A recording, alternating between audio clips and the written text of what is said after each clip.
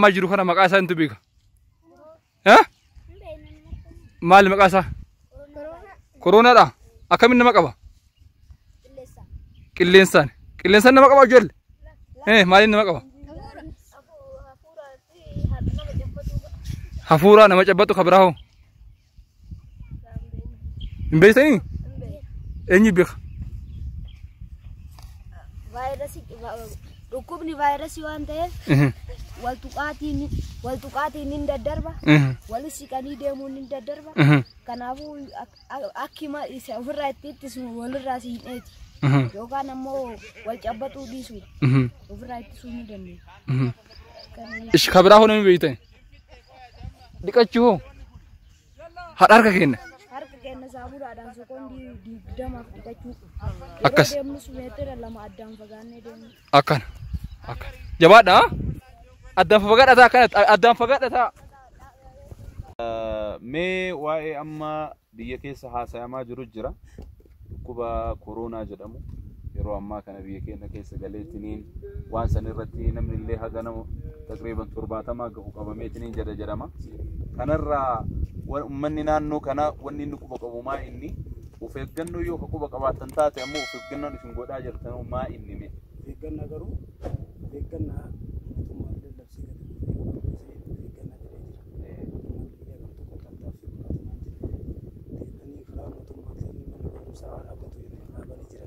labsii gadi akkasuma dhaabanii jiran barumsaas dhaabatee jiran deebanii karaa masgiidaatti mul'atan masgiidillee bakka namni garaagaraa waan feekas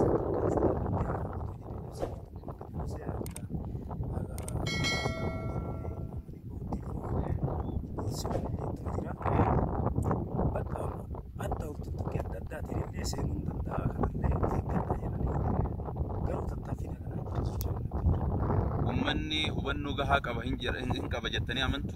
Nu garuu guutuutti hubannoo qabaachuu dhabuun mala hin guutan jedhamu nama wanta ta'eef ulaagaa guutuu danda'u akka jechaatetti jechaaf homaan afaan qabu himaatiif homaan afaan qabu.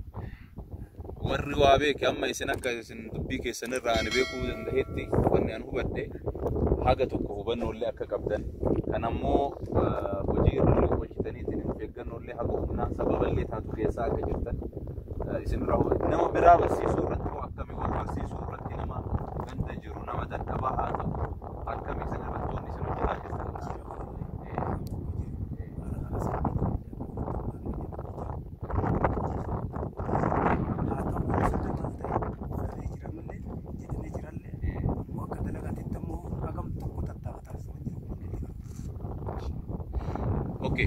Amma wanni kuni sochii namaa dhaabee jira. Sochii namaa yoo dhaabatee ni jedhamu hojii dhaabata.